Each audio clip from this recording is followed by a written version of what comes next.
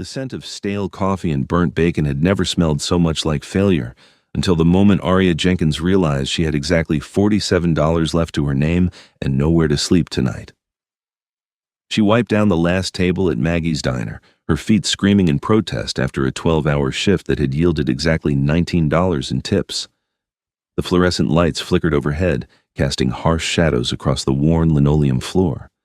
Her manager had already left, trusting her to lock up. Trust.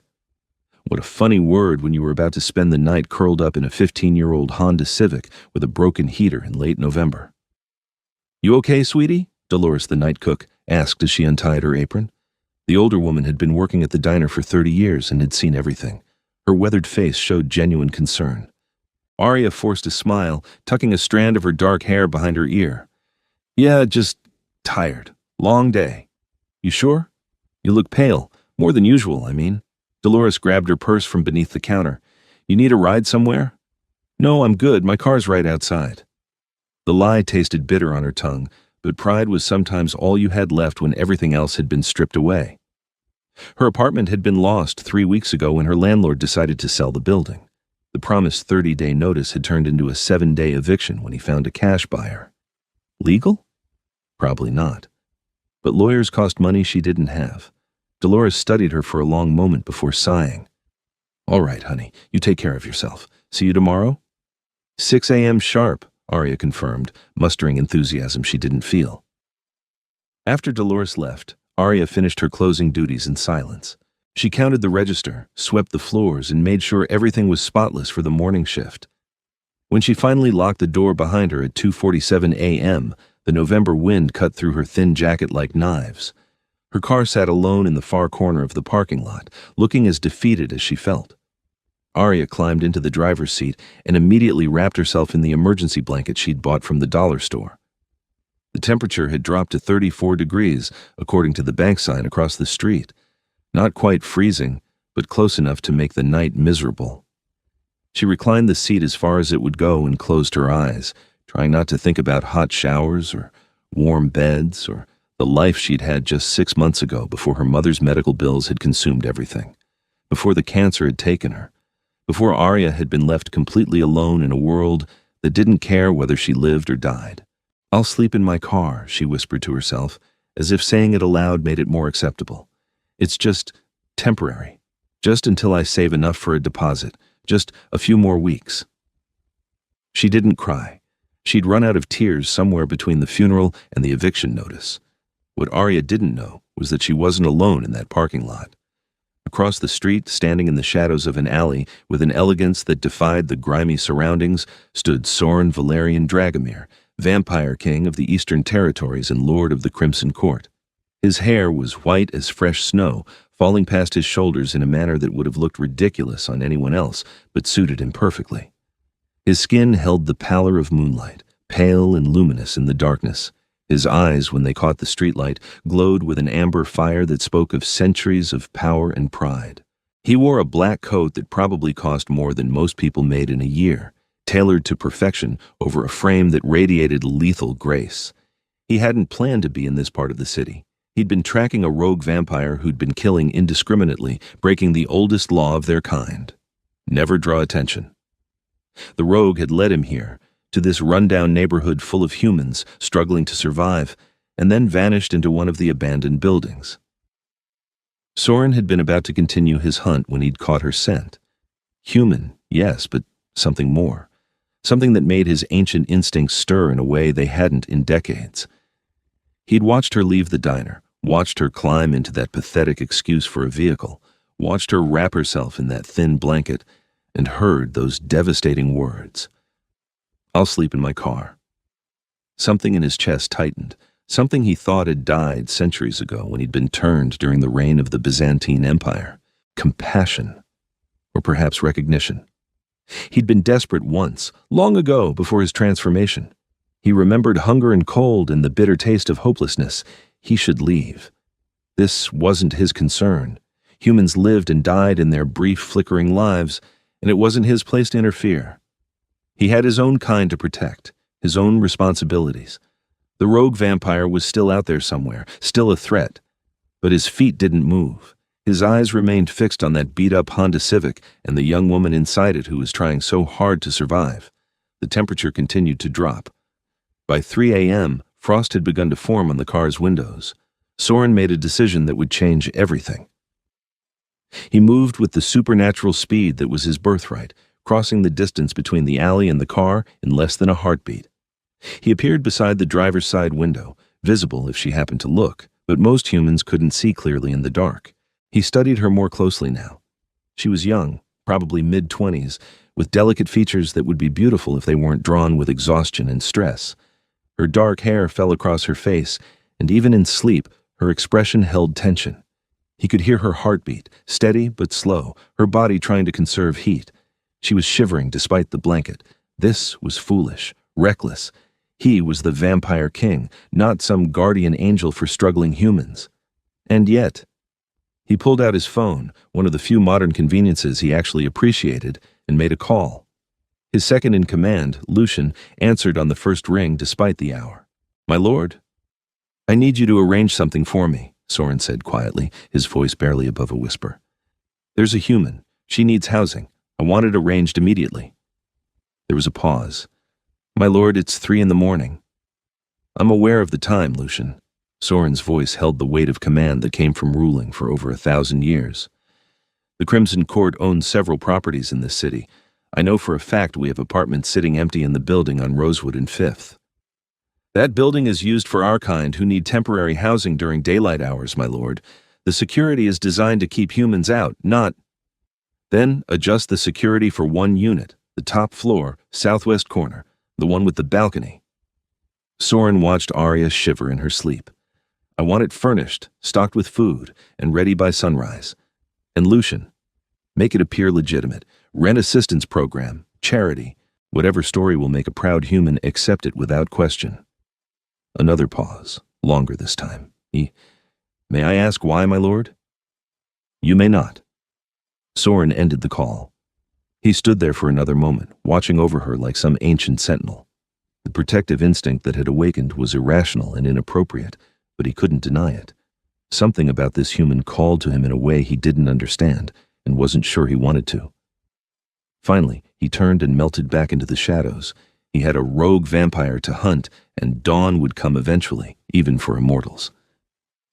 Arya woke to someone rapping on her car window. She jolted upright, her heart hammering, and found herself staring at a police officer. For a moment, panic seized her. Was sleeping in your car illegal? Would she be arrested? She rolled down the window with shaking hands. "Yes, officer?" The cop was older, with kind eyes that reminded her painfully of her father, dead now 10 years. "You okay, miss? You can't sleep here." "I know, I'm sorry, I was just..."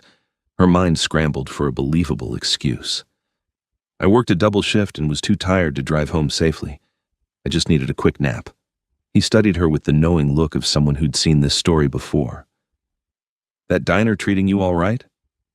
"Yes, sir. They're good people." He nodded slowly. "You got somewhere to go? Somewhere safe?" The lie was automatic. "Yes, sir. I'm heading there now." "Good." He started to turn away, then paused. "There's a shelter on Maple Street. Hot meals, safe beds, no judgment. If you or anyone you know ever needs it." Her throat tightened. "Thank you, officer." After he left, Arya sat in her car and checked her phone. 6:15 a.m. She'd overslept. She had 45 minutes to make herself presentable for her shift. She used the bathroom at the gas station down the street, washing her face and fixing her hair as best she could. The woman in the mirror looked haunted, with dark circles under her eyes and a gauntness to her cheeks that hadn't been there 2 months ago. The morning shift at the diner was brutal. Her body ached from sleeping in the car, and her exhaustion made everything harder. She spilled coffee twice, forgot an order, and nearly burst into tears when a customer yelled at her over cold toast. "Arya, honey, come here." Maggie, the owner and namesake of the diner, gestured her into the small office. The older woman's face was creased with concern. "Dolores told me she's worried about you. I'm worried about you. What's going on?" Arya wanted to lie, but she was so tired, so bone-deep exhausted. "I lost my apartment. I'm staying in my car until I can save enough for a deposit somewhere new." Maggie's face crumpled. "Oh, sweetheart. Why didn't you say something?" "Pride, I guess." Arya laughed, but it came out bitter. Stupid pride. Listen, Maggie gripped her hands. I can't pay you more. You know the margins here are razor thin, but I can give you extra shifts and there's a couch in the back room. It's not much, but it's warm and safe. The kindness broke something inside her. Tears finally came, streaming down her face. Thank you. God, thank you.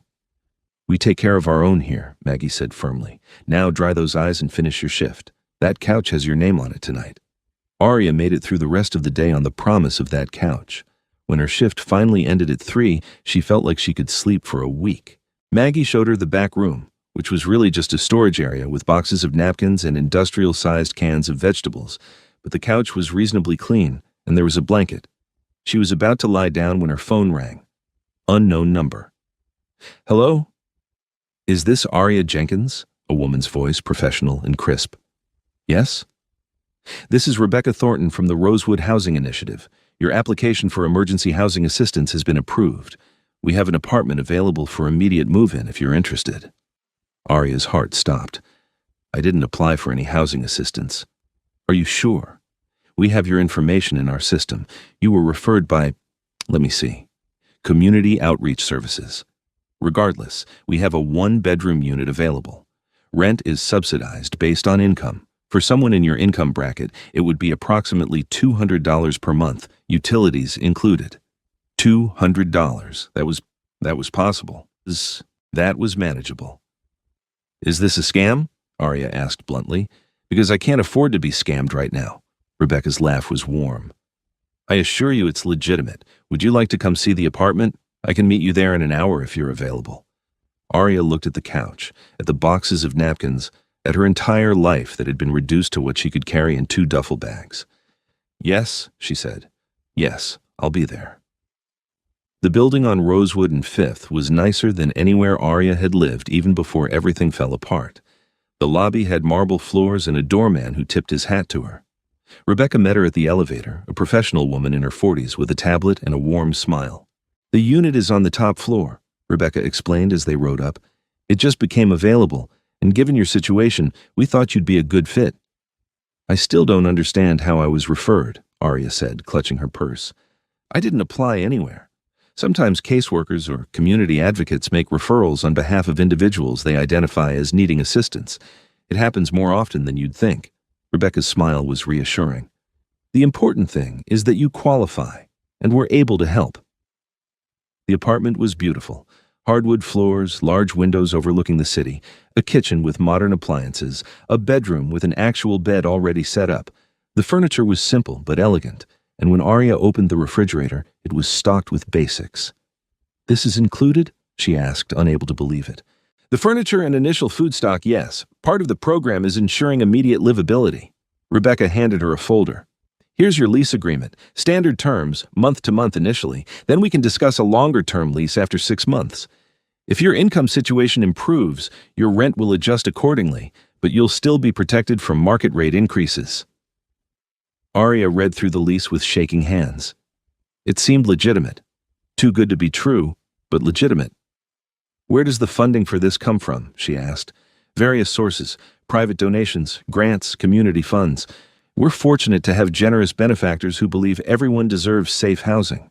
Rebecca's smile never wavered. Do you want the apartment, Arya? Did she want it? She wanted it so badly her chest ached. Yes, she whispered. Yes, please. She signed the papers in a daze. Rebecca gave her keys, explained about the doorman and the laundry room and the security system. After Rebecca left, Arya stood in the middle of her new living room and slowly turned in a circle. A home. She had a home. She didn't question the miracle. She was too tired, too grateful, too desperately relieved to question it. She took a hot shower that lasted 20 minutes, put on clean clothes from her duffel bag, and fell into the bed. The sheets smelled like lavender, and the mattress was the most comfortable thing she'd felt in months. She was asleep in minutes. She didn't see the figure standing on the balcony outside, white hair catching the fading sunlight, amber eyes watching her through the glass with an intensity that would have terrified her if she'd been awake. Soren knew he should leave. He'd done what he set out to do. The human was safe, warm, housed. His impulse of compassion had been satisfied. There was no reason to linger. And yet, he couldn't make himself leave. He'd watched her sign the papers through Lucian's eyes, his second-in-command having used his influence to speed everything along and ensure the story was airtight. He'd watched her enter the apartment, seen her face when she realized it was real. The hope and relief and sheer exhaustion had been painful to witness. Now she slept, and he stood guard like some lovesick fool from a mortal story. "This is madness," he muttered to himself.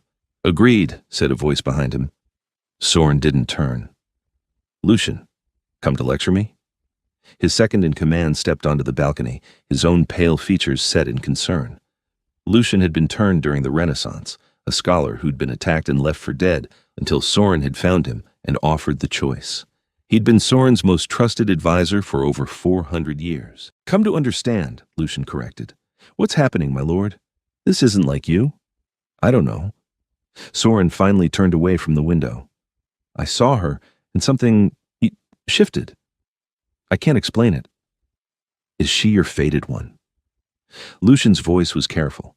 The concept of fated mates was old vampire lore, rare and precious. Most vampires never found theirs. "I don't know," Soren repeated. "Perhaps, or perhaps I'm simply losing my mind after 1,000 years. What do you plan to do?" "Nothing." Soren straightened his coat. "I've ensured her safety. That's all I can do. She's human, Lucian. Even if she is somehow meant for me, what kind of life could I offer her? Darkness and blood and immortal politics?" "The choice should be hers," Lucian said quietly. "She doesn't know I exist. It will stay that way." Soren moved to leave, to finally do the sensible thing and walk away. Then Arya screamed. Soren crashed through the balcony door with vampiric speed, shattering the lock. Arya was sitting up in bed, her eyes wide with terror, staring at the corner of the room where shadows pooled thick and dark. Standing in those shadows, with eyes that glowed red and a smile that showed too many teeth, was the rogue vampire Soren had been hunting. "Well, well," the rogue said, his voice like gravel. "Looks like the king has found himself a pet." Soren placed himself between Arya and the threat, his own eyes blazing amber. "Marcus, your rampage ends tonight." "Does it?" Marcus laughed, the sound unhinged. "I don't think so. I think I'm going to kill your little human, and then I'm going to tell everyone that the great Soren Dragomir has gone soft, that he's weak." "Run," Soren told Arya without taking his eyes off Marcus. "Get out of here now." But Arya couldn't move. Terror had frozen her in place, her mind struggling to process what she was seeing. The pale figures with glowing eyes, the inhuman grace, the feeling of wrongness that radiated from them both. Marcus moved with blinding speed, lunging for Arya. Soren intercepted him, and the two vampires collided with enough force to crack the wall. They became a blur of motion, too fast for human eyes to follow, trading blows that would have killed a mortal instantly. Arya finally broke her paralysis and scrambled off the bed, running for the door. She heard crashes behind her, inhuman snarls, the sound of furniture being destroyed. Her hands shook so badly she could barely turn the doorknob. Then something grabbed her shoulder and she screamed again. "Peace," said a voice. "I'm here to help." She turned to find another pale-skinned man with silver hair and eyes that glowed amber like the one who'd protected her. He held his hands up in a calming gesture. "My name is Lucian. You need to come with me right now." "What's happening? What are they?" "I'll explain everything, but we need to go before." A body flew through the doorway, hitting the far wall with a sickening crunch. It was the one with red eyes, the one who'd wanted to kill her. He slumped to the floor, not moving. The white-haired man who'd protected her stepped through the doorway. His coat was torn, and there was blood on his hands, but he moved with lethal grace. His amber eyes fixed on Arya, and for a moment, the world seemed to hold its breath. "Are you hurt?" His voice was deep, accented with something ancient. Arya shook her head, unable to speak. "Good." He turned to Lucian. "Take her to the estate, now." "My lord." "Now, Lucian. Marcus isn't dead, just unconscious, and where there's one rogue, there are usually more. She's in danger. So are you if the council finds out you've interfered in human affairs." "I don't care about the council right now." Soren's voice held absolute authority. "Take her to safety. I'll clean up here and follow." Lucian nodded and gently took Arya's arm. "Please, we need to go." "I don't understand what's happening," Arya said, her voice shaking. "I know, but I promise you're safe. Soren just saved your life." "Soren?" The white-haired man looked at her again, and something in his expression made her heart skip. "Go with Lucian. I'll find you soon, and I'll explain everything." There was a command in his voice that made her want to obey, but also a gentleness that soothed her terror. She nodded, and Lucian led her out of the apartment, moving too quickly for normal human speed, but slowly enough that she could keep up. Behind them, Soren looked at the unconscious Marcus and felt his rage building. The rogue had threatened her, had come within seconds of killing her. That was unacceptable. He bound Marcus with chains he pulled from his coat, pure silver, spelled by vampire witches to hold even the strongest of their kind. Then he called for his enforcers to collect the prisoner. Marcus would face justice in the Crimson Court, and it would not be gentle. But first, Soren needed to see her again, needed to make sure she was truly safe, needed to understand why this human had become the most important thing in his 1,000-year existence in the span of a single night. The Dragomir estate was hidden in plain sight on the edge of the city, a sprawling mansion surrounded by walls and gates that kept casual observers at bay. To humans who happened to notice it, it appeared to be the property of a reclusive, wealthy family. They weren't entirely wrong. Lucian brought Arya through a side entrance, moving through halls decorated with artwork that looked centuries old because it was. She saw no one, but she felt watched, felt the weight of many eyes tracking her progress. Finally, they entered a library that could have come from a Gothic romance novel. Floor-to-ceiling shelves filled with ancient books, leather furniture, a fireplace large enough to stand in. Lucian guided her to a chair. "Wait here. Can I get you anything? Water? Tea?" "Answers," Arya said, finding her voice. "I want answers." Lucian smiled slightly. "Soon. Soren will be here shortly, and he'll explain everything. He's better at this than I am." "What is this? What are you people?" Before Lucian could answer, Soren appeared in the doorway. He'd changed clothes, now wearing dark trousers and a burgundy shirt that made his pale skin seem to glow. His white hair was pulled back, revealing sharp aristocratic features that were too perfect to be human. "Leave us," he told Lucian. His second-in-command bowed slightly and departed, closing the library doors behind him. Arya stood, her legs shaking. "What's going on? What was that thing in my apartment?" "Please sit." Soren moved to pour something from a crystal decanter. "This will help with the shock." "I don't want a drink, I want the truth." He turned to face her fully, and the weight of his gaze was almost physical. "The truth is that everything you thought you knew about the world is incomplete. Vampires exist. We have existed for thousands of years, living in the shadows of human society, bound by laws and codes that keep us hidden.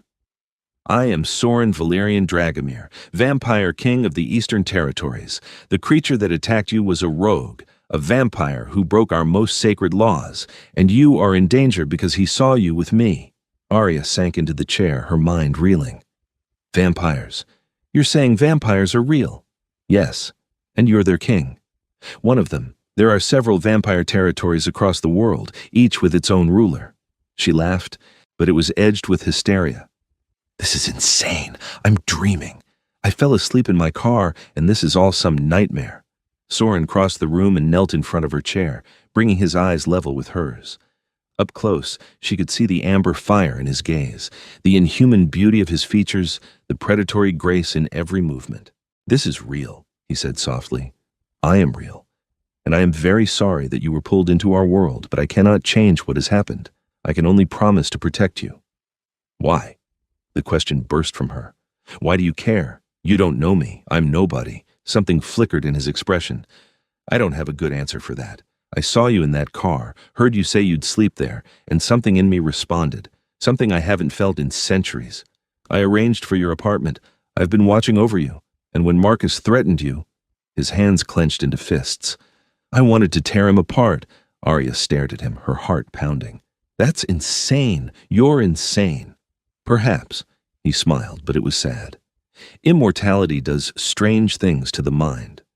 "How old are you?"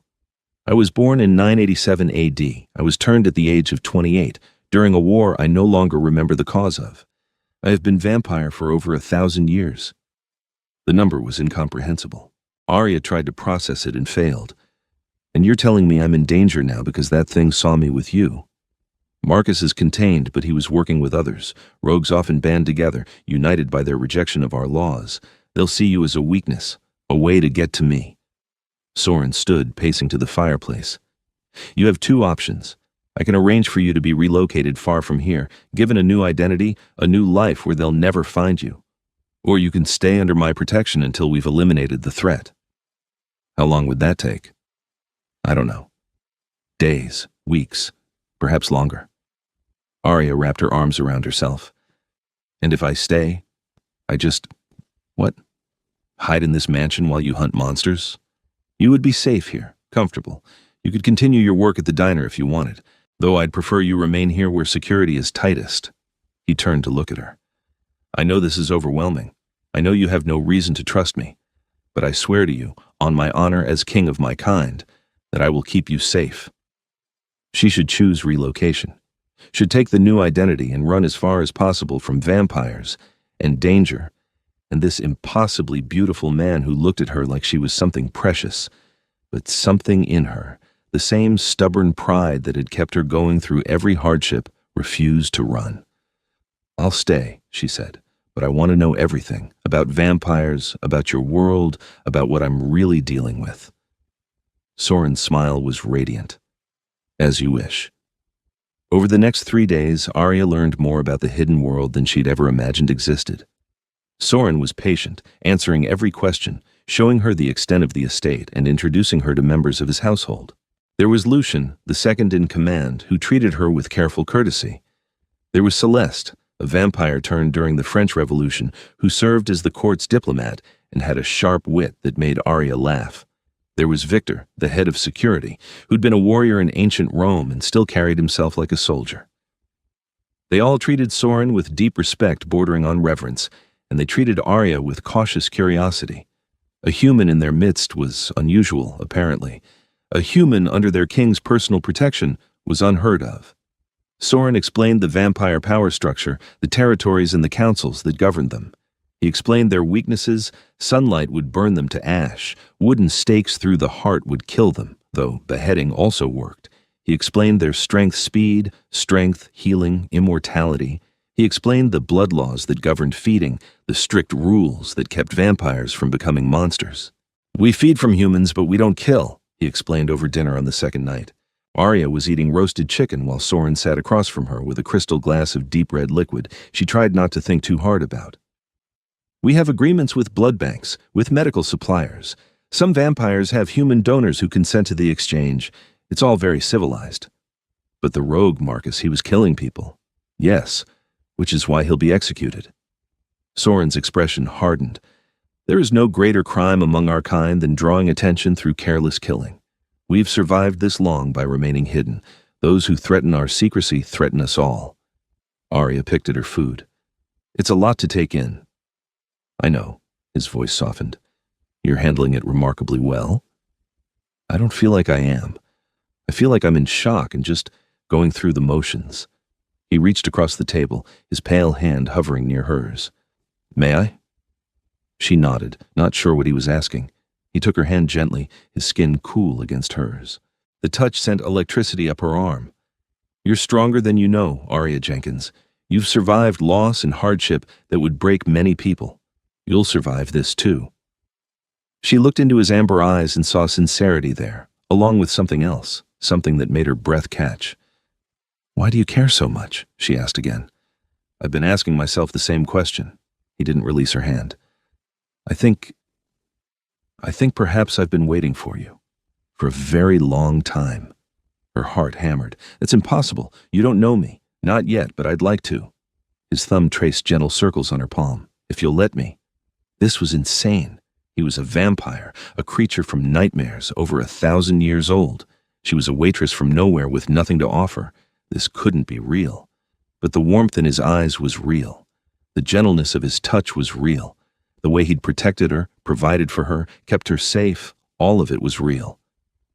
Okay, she whispered. Okay. The smile he gave her was worth every moment of fear and confusion.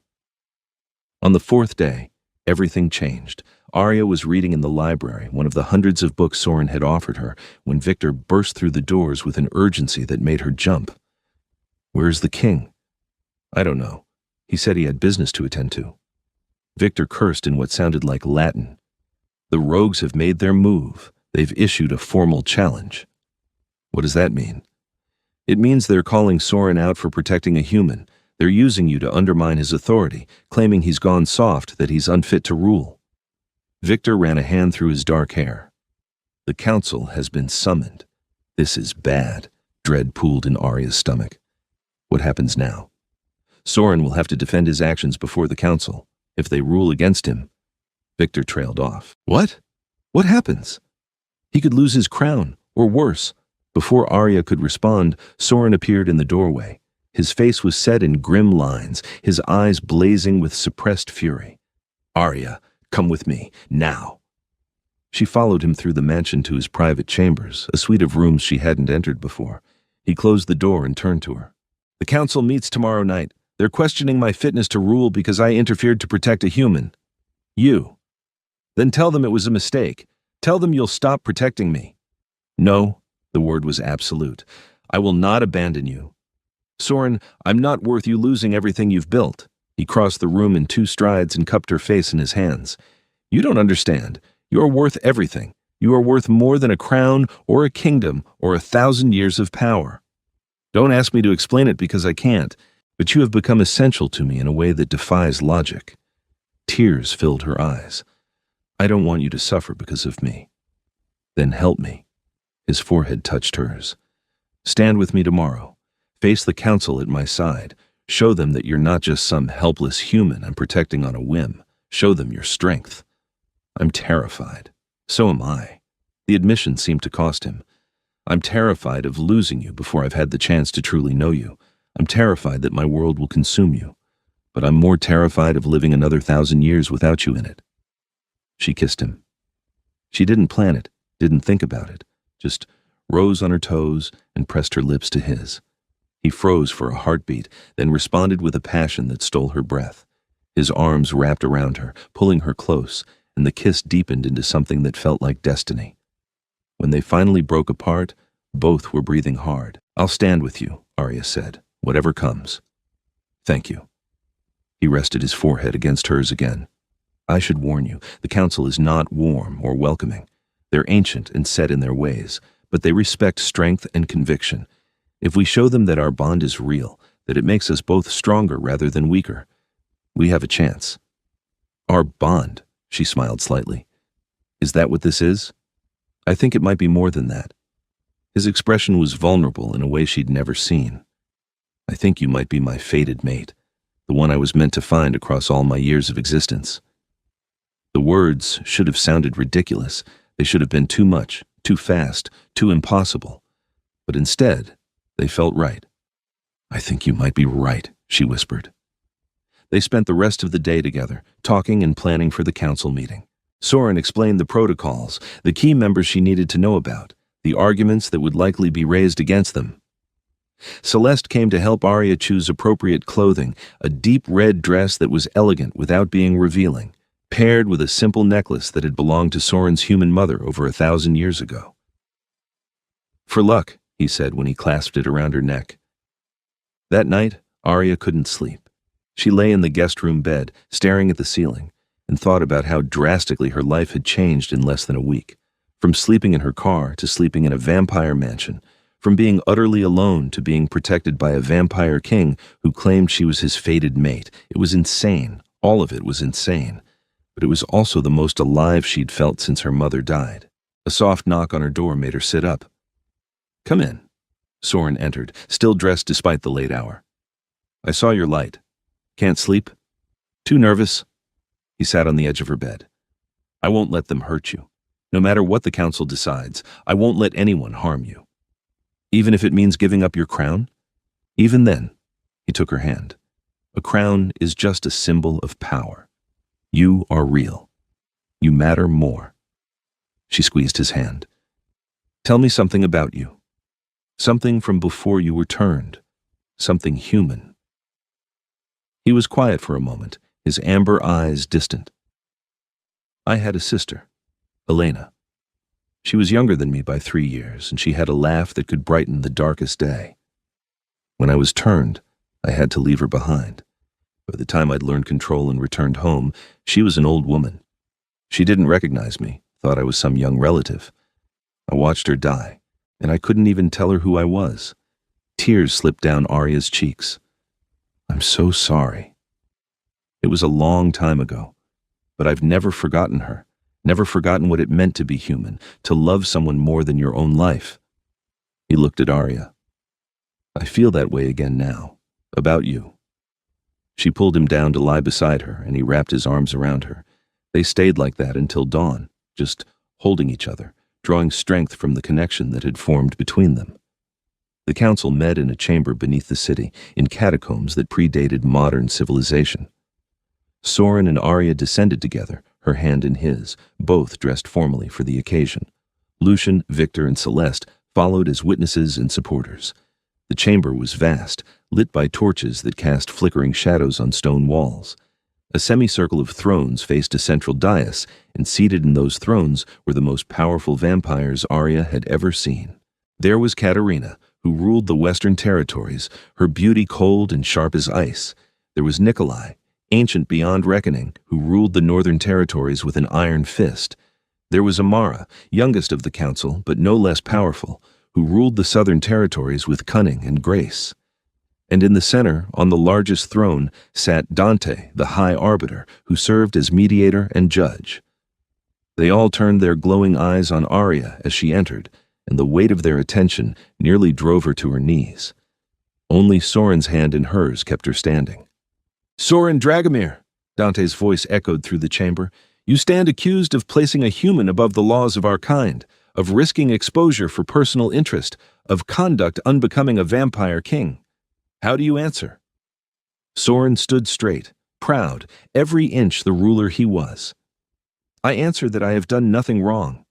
I protected an innocent from a rogue who would have killed her. That is not a crime, but my duty." "A duty to protect one insignificant human?" Katarina's voice dripped with disdain. "We are not guardians of mortals, Soren. We are their predators." "We are whatever we choose to be," Soren countered. "Our laws exist to protect our secrecy, yes, but also to prevent us from becoming mindless killers. If we cannot show mercy to those weaker than us, then what separates us from the rogues we hunt?" "Pretty words," Nikolai rumbled. "But we all know the truth. This is not about duty or mercy. You have formed an attachment to this human, an attachment that clouds your judgment." "My judgment is clear." Soren's voice rang with authority. "Arya Jenkins is my fated mate." The chamber erupted. Several council members rose from their thrones, voices raised in shock and protest. Arya felt faint, the pressure of vampire attention intensifying. "Impossible," Katarina hissed. "Fated mates are a myth, a romantic fantasy." "They are real and rare and precious," Soren shot back. "Ask Amara if you doubt me. Her own fated mate sits at her side even now." All eyes turned to Amara, who had indeed brought a pale-skinned man with her. The Southern Territory's queen stood slowly. "It's true," she said quietly. "I found my fated mate 200 years ago. The bond is real, and it is not something that can be denied or dismissed." She looked at Arya with something like sympathy. "If Soren has truly found his mate in this human, then we should celebrate, not condemn." "She's mortal," Katarina said coldly. "She'll die in the blink of an eye. Unless she chooses to be turned," Dante said thoughtfully. "Is that your intention, Soren?" All eyes turned to them. Arya's heart pounded. They hadn't discussed this. The possibility of becoming a vampire herself had been a distant thought, something she hadn't dared to consider seriously. "That choice belongs to Arya," Soren said firmly. "I will not force immortality on anyone, but if she chooses it, I would be honored to be her sire." "And if she doesn't?" Nikolai challenged. "If she remains human, grows old, and dies, what then? You'll be distracted, weakened by grief, unfit to rule." "Then I'll grieve," Soren said simply, "as anyone would grieve the loss of their mate, but I would still do my duty. I have ruled for 1,000 years with honor. One human lifetime of happiness would not change that." Dante raised a hand, silencing the murmurs. "Arya Jenkins, step forward." Arya's legs shook, but she released Soren's hand and walked to the center of the dais, 6 pairs of ancient eyes fixed on her. "You are at the center of this dispute," Dante said. "Therefore you have a voice. Speak. Tell us why you believe the Vampire King should risk everything for you." It was a trap. Arya could feel it. If she claimed to be worthy, she'd sound arrogant. If she claimed to be unworthy, she'd prove their point. So she told the truth instead. "I don't know if I'm worthy of him," she said, her voice steadier than she felt. "I'm nobody special. I'm a waitress who was sleeping in her car a week ago because life had beaten me down. But Soren saw me anyway. He saw me when I was at my lowest, and instead of looking away like everyone else, he helped. Not because he had to, not because I could offer him anything, but because he chose compassion over indifference." She looked at each council member in turn. "You ask why he should risk everything for me? I can't answer that. But I can tell you that in the few days I've known him, he's shown me more kindness, more respect, more genuine care than anyone has in years. If that's what happens when a vampire finds their fated mate, then maybe your kind aren't the monsters humans fear. Maybe you're capable of something better." She turned to look at Soren, her heart in her throat. "And maybe I'm capable of being more than I thought I was. Maybe together, we're both stronger." The chamber was silent. Then, slowly, Amara began to clap. The sound echoed off the stone walls, and one by one, other council members joined in, not all of them, but enough. Dante stood from his throne. "The council will deliberate. You will have our decision by dawn." Soren moved to Arya's side immediately, taking her hand again. Together, they left the chamber with their supporters. Outside, in a waiting room carved from ancient stone, Arya collapsed into a chair. "Did I make it worse?" "You were magnificent," Soren said fiercely. "You spoke truth to power, and you did it without fear." "I was terrified. Courage is not the absence of fear, but acting despite it." He knelt before her. "Whatever they decide, Arya, I want you to know something. You have changed me. In just a few days, you've reminded me what it means to feel, to care about something beyond duty and power. Whether I remain king or not, I will never regret meeting you." She cupped his face, this beautiful, impossible being who had upended her entire world. "I love you. I know that's crazy, it's too fast, He kissed her, cutting off her words. "I love you too. I've loved you since I saw you in that car, trying so hard to be brave. I'll love you for whatever time we're given." Hours passed. Lucian brought them food and drink, though neither could manage more than a few bites. Celeste tried to lighten the mood with stories of other council meetings, but the tension was too thick. Finally, as the sky outside began to lighten with approaching dawn, Victor appeared. "They've reached a decision." Back in the council chamber, the 6 ancient vampires sat in judgment.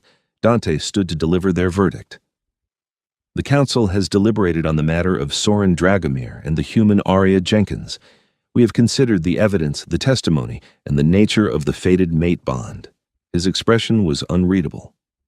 "Our decision is as follows. Soren Dragomir will retain his crown and his authority as king of the Eastern Territories." Relief flooded through Arya so intensely she nearly collapsed. Soren's hand tightened on hers. "However," Dante continued, "there are conditions. First, Arya Jenkins must undergo training in our laws and customs. She must understand the world she has entered. Second, within 1 year, she must make her choice remain human and accept mortality, or be turned and join us as immortal. Third, any children resulting from this union, should she choose transformation, will be subject to the same laws as any vampire offspring." "We accept your terms," Soren said immediately. "Good," Dante's expression softened slightly. "It has been many centuries since we had a fated mate pairing among the ruling class. Perhaps it will remind us all of what we have lost in our long years, the capacity for love that transcends reason." Katerina still looked displeased, but even she nodded reluctantly. "May your bond bring strength to your rule, Soren Dragomir." They were dismissed with honor, and Soren led Arya from the catacombs as dawn broke over the city. Outside, in the early morning light that vampires had to shield themselves from, Arya breathed in the fresh air and felt like she'd been reborn. "It's over," she said wonderingly. "It's just beginning," Soren corrected. He pulled her close despite the growing sunlight that made his skin smoke faintly. "We have a year to get to know each other properly. A year for you to decide your future." "I already know what I'll choose," she said. "Take the full year anyway." He smiled at her. "I've waited 1,000 years for you. I can wait 1 more." The next months passed in a blur of happiness and discovery. Arya continued working at the diner. Despite Soren's protests, she needed to feel useful, needed to maintain some connection to her human life. But her evenings and nights were spent in the vampire world, learning their history and laws, training with Victor in self-defense, discussing philosophy with Lucian, and gossiping with Celeste about the complex politics of immortal society. And always, there was Soren. He courted her with a patience and romance that seemed plucked from another era because it was. He took her to opera houses and art galleries, showed her treasures from his long life, introduced her to vampires from around the world who came to meet the human who'd captured their king's heart. They talked for hours about everything and nothing.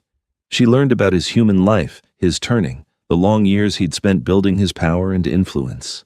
He learned about her childhood, her parents, her mother's illness and death, her dreams that had been deferred but not destroyed. They fell deeper in love with every passing day. Soren was protective to the point of being overbearing sometimes, always worried about her safety, always hovering.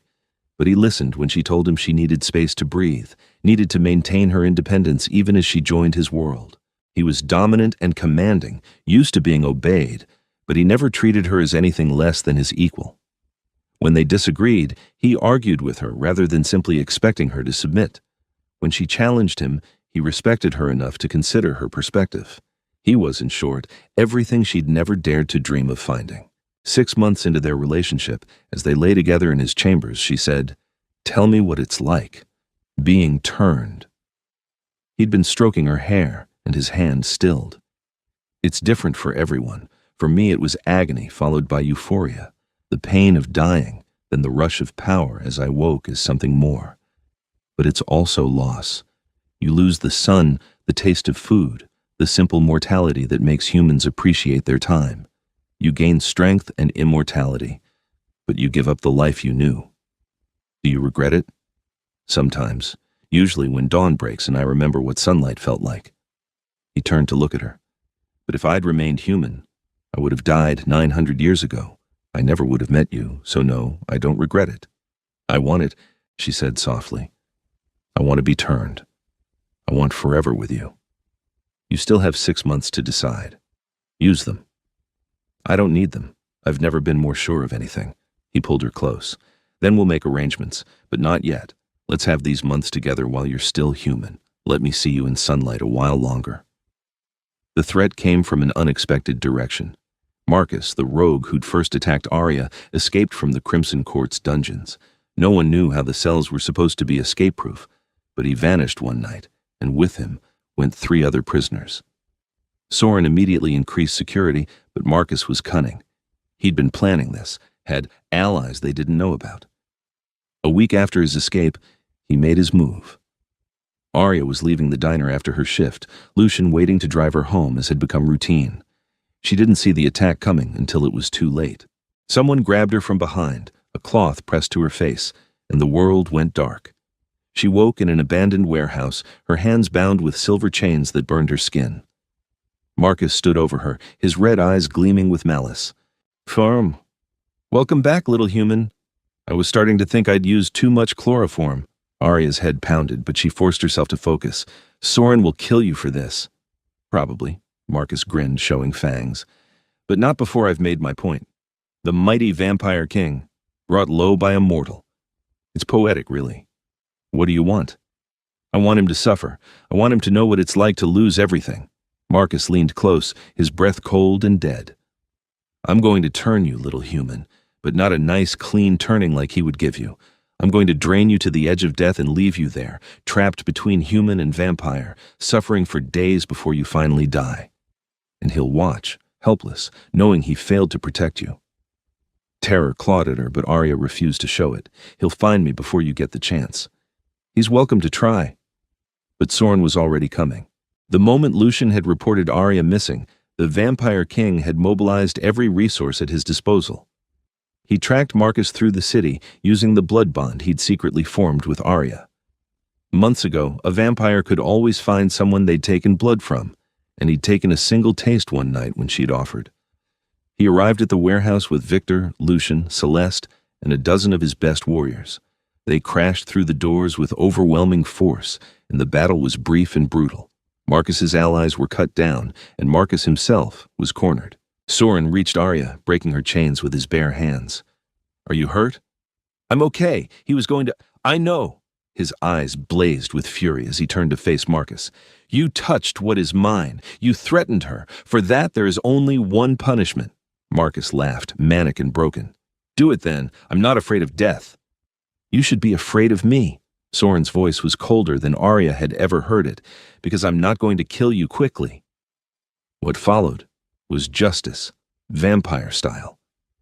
Soren took Marcus apart piece by piece, not killing, but destroying his immortality in the most painful way possible. By the end, Marcus was begging for death. Soren granted it with a wooden stake through the heart and a clean beheading. Then he gathered Arya in his arms and held her as she shook with reaction. "It's over. He can't hurt you anymore. He wanted to turn me, to make me suffer. I know, and he's dead for it." Soren carried her from the warehouse to the waiting car. "I'm taking you home." Home. The word encompassed so much now, not just a place but a person. Soren was her home. That night, after she'd showered and changed and drunk the tea that Celeste insisted would calm her nerves, Arya found Soren standing on his balcony, staring out at the city. She joined him, and he immediately wrapped her in his arms. "I almost lost you today. But you didn't. You saved me. I should have protected you better, should have anticipated Marcus would try something. You're not omniscient, Soren. You can't predict everything." She turned in his arms to face him. "But I need to tell you something. When Marcus threatened to turn me, to trap me between human and vampire, I realized something. I'm not afraid of being turned. I'm only afraid of being turned without you, of existing in your world without you by my side." His amber eyes searched hers. "What are you saying?" "I'm saying I don't want to wait the full year. Turn me now, tonight. Let me start my immortal life with you." "Arya, you're in shock. You've been traumatized. This isn't the time to make such a permanent decision." "I've never been more certain of anything." She took his face in her hands. "I love you. I want forever with you. Please." He kissed her with a desperation that stole her breath. When they broke apart, his eyes were bright with emotion. "Are you absolutely sure? Once it's done, there's no going back." "I'm sure." He carried her to his bed, laying her down gently. "It will hurt. The venom burns as it transforms you, but I'll be with you through all of it. I trust you." He positioned himself over her, his fangs extending. "I love you, Arya Jenkins, in this life and all the ones to come." Then he bit down on her throat, and the world exploded into sensation. Pain came first, sharp and burning as his venom entered her bloodstream. But beneath the pain was something else: pleasure, connection, the feeling of his essence mixing with hers. He drank deeply, taking her to the edge of death, and then he bit his own wrist and pressed it to her lips. "Drink. Take my blood and be reborn." The taste was copper and wine and something indefinably ancient. She drank, and power flooded through her. Her heart stuttered, stopped, then began beating again with a strength that rattled her ribs. Her senses exploded outward. She could hear everything, smell everything, feel everything with impossible intensity. The transformation took 3 days. Soren never left her side, holding her through the pain, whispering reassurances when she screamed, cooling her burning skin with damp cloths. Lucian, Victor, and Celeste took turns keeping watch, ensuring nothing disturbed her transition. When she finally opened her eyes on the 3rd day, the world had changed. Colors were more vivid. She could hear conversations happening rooms away. She could feel the life force of every being in the mansion. And when she looked at Soren, she could see the golden thread that bound their souls together, the fated mate bond made visible and undeniable. "Hello, my love," he said softly. "Welcome to eternity." She sat up, marveling at the strength in her limbs, the grace of her movements. "I can feel you, inside me, like you're part of my soul." "I am, and you're part of mine." He helped her stand, guiding her to a mirror. The woman looking back was still her, but more. Her skin had taken on the characteristic vampire pallor, luminous and perfect. Her hair seemed darker, richer. Her eyes glowed with amber fire. She was beautiful in a way that felt dangerous and eternal. "I look like one of you now," she said wonderingly. "You are one of us, my mate, my queen." He knelt before her. "Arya, will you marry me? By human law and vampire law, will you be my wife?" Joy flooded through her. "Yes, absolutely yes." He slipped a ring onto her finger, a magnificent ruby surrounded by diamonds that caught the light like blood and stars. This has been in my family for 800 years, waiting for the woman who would wear it. You were worth the wait. They married a month later in a ceremony that blended human and vampire traditions. The entire Crimson Court attended, along with representatives from every vampire territory. Amara and her mate came from the southern territories. Even Katerina attended, though she still looked skeptical about the whole thing. Arya wore white, a gown that Celeste had designed specifically for her, combining modern elegance with medieval romance. Soren wore formal black, looking every inch the vampire king. When he lifted her veil and kissed her, sealing their bond before hundreds of witnesses, the gathered vampires erupted in applause. Dante himself, the High Arbiter, had performed the ceremony. "What has been joined here can never be torn asunder," he pronounced. "Arya Dragomir, formerly Jenkins, you are now Queen of the Eastern Territories, mate and wife to Soren Valerian Dragomir. May your love endure through the ages." The celebration that followed was magnificent.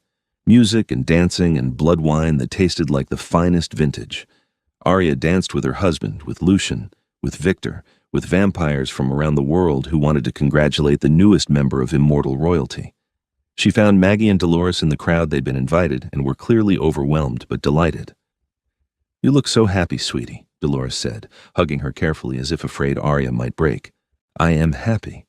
Happier than I ever thought possible." Arya looked across the room to where Soren was speaking with Nikolai, his face animated with passion as he discussed some political matter.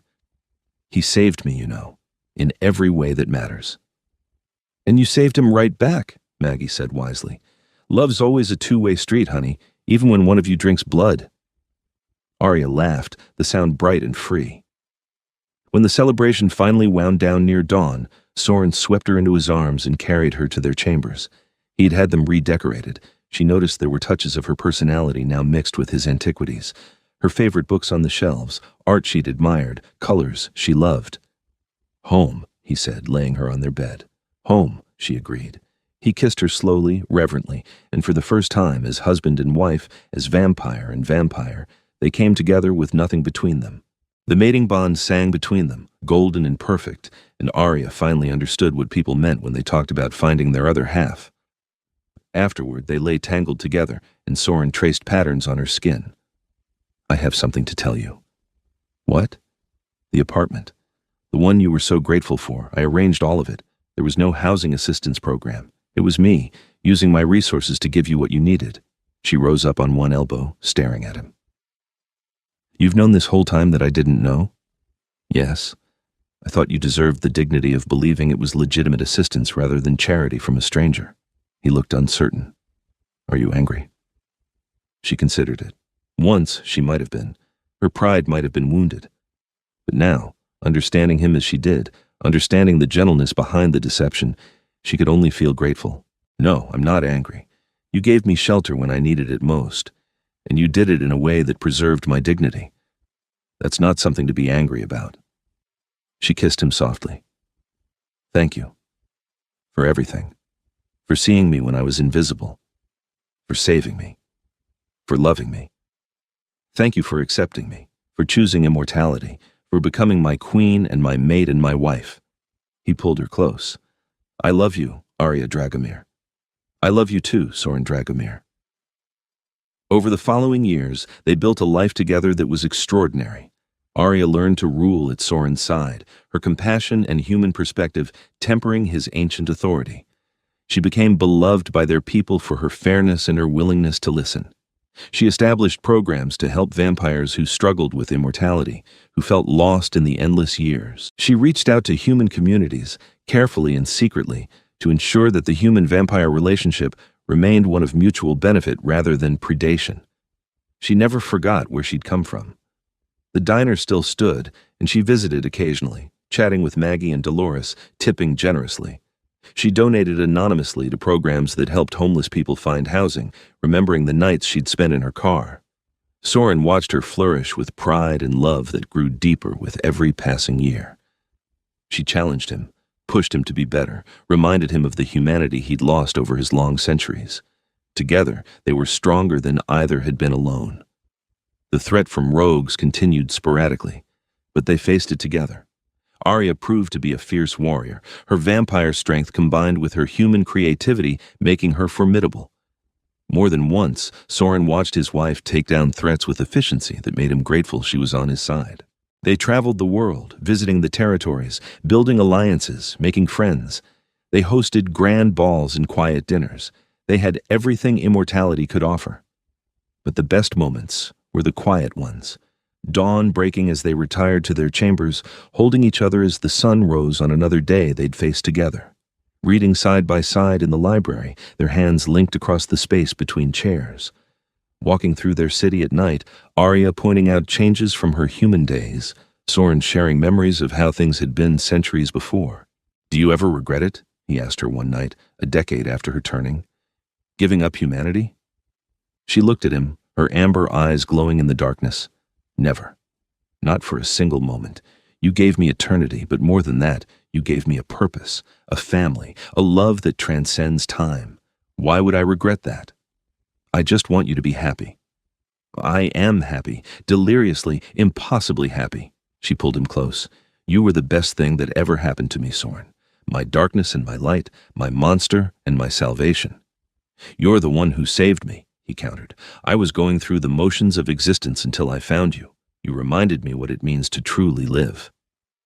They kissed in the moonlight, two immortal beings bound by a love that had started with compassion and grown into something unbreakable.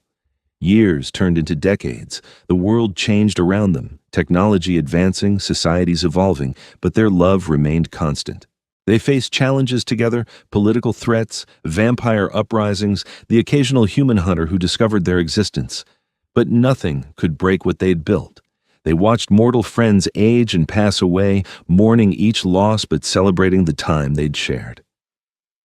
Maggie passed peacefully at 93, surrounded by her family, and Arya attended the funeral in a veil, her tears real, even if her appearance hadn't aged a day. Dolores followed a few years later, and again, Arya mourned. "It's the hardest part of immortality," Soren told her as they left the cemetery. "Watching the humans you care about fade like candles in the wind."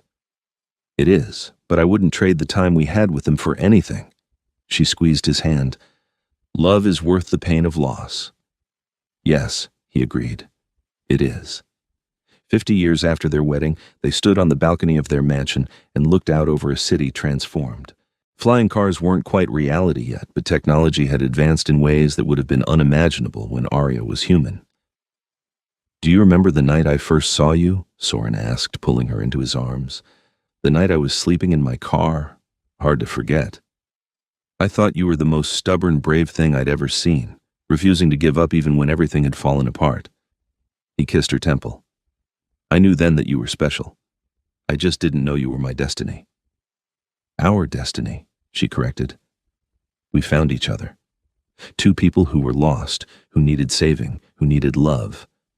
And somehow, impossibly, we found exactly what we needed." They stood together in silence, two eternal beings watching the world turn, secure in the knowledge that whatever came, they would face it side by side. Because 50 years ago, a vampire king had heard a waitress say she'd sleep in her car, and instead of looking away, he'd chosen compassion. He'd chosen to help, to protect, to love. And that choice had changed everything. For both of them. Forever. The end came not with drama or tragedy, but with quiet contentment. A century after their first meeting, Arya and Soren stood in the same spot where he'd first seen her, now a historical landmark commemorating the old diner district. The diner itself was long gone, replaced by modern structures, but they remembered. "Thank you," Arya said softly. "For what?" "For seeing me when I was invisible, for giving me a home when I had none, for loving me when I felt unlovable." She turned to face him, her ageless face radiant with joy. "For giving me forever. Thank you for accepting that forever, for choosing me, for becoming my partner in all things." He kissed her, slow and sweet and full of a century's worth of love. "I would choose you again in every lifetime, in every version of this story. Always you." "Always us," she whispered against his lips. And somewhere in the city below, other lost souls struggled and survived, loved and lost, found hope in darkness.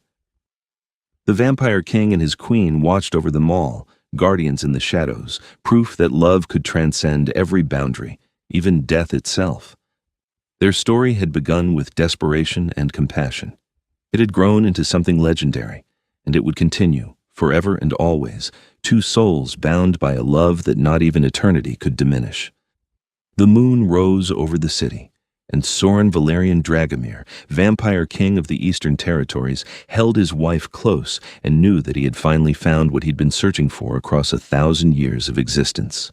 Home, love, peace. And it had all started because he'd chosen to help a struggling waitress instead of looking away. Sometimes the smallest acts of compassion changed everything. Sometimes the most unlikely people found exactly what they needed in each other. Sometimes, against all odds, love really did conquer all. And they all lived happily ever after, for all the endless nights to come.